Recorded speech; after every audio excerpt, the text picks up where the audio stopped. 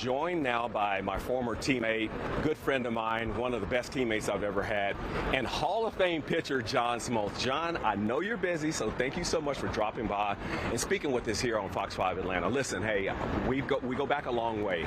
I've known you for a long time. We had some really good teams. We had a lot of fun playing. What was it like when you made your first All-Star team and walked into the clubhouse? You know, it was the weirdest experience I've ever had because I was the only player for the Atlanta Braves. I was wishing there was other teammates. I was going to a foreign place in Anaheim. I'd never been to the American League, and I was a fish out of water. I was so nervous. I didn't care if I pitched. And then when Tommy Lasorda said, "You're going to pitch second behind Rick Russell," oh my gosh, I couldn't swallow.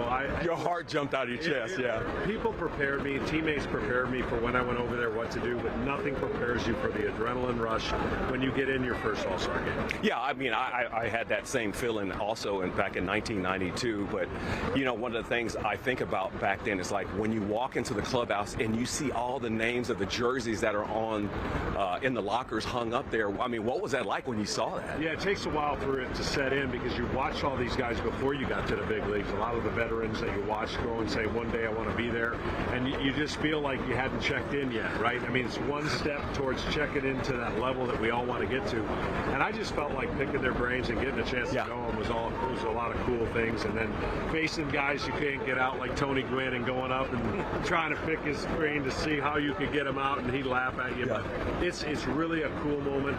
I know it's a different game today, All-Star game, and different opportunities, but I'll never forget mine. And see, there you go. I mean, you're getting it from one of the best pitchers, a Hall of Fame pitcher, talking about the first time he walked into a clubhouse for an All-Star game, and he couldn't even breathe. So that's how much it means to us. Even though you know you're one of the best players in the world, you're still at awe at all the other players that you've watched play over the years, and now you're playing again. So, Justin, just an unbelievable take from John Smoltz about what it's like and what these players are actually going through tonight, and also all weekend with all the festivities, but especially tonight. And let me tell you one cool thing I've noticed, Ron, is we hang out with you all the time, and it's the best.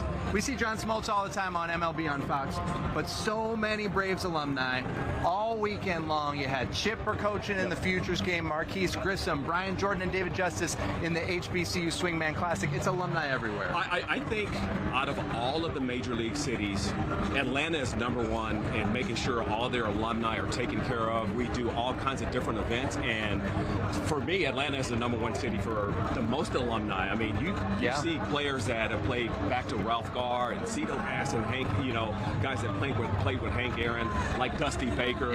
So you're talking about a sports-rich, athletic city when it comes to their sports team. The Braves right there on top. And it's been really cool to see how the Braves have incorporated everybody into this All-Star weekend. It's been really cool. We've got a lot more cool stuff to come from live inside Truist Park as the drizzle continues to fall. It's not that bad. It actually feels pretty good. I don't want to jinx anything, but we like this right now, Courtney. We'll send it back to you in the battery. Hopefully it feels the same over there.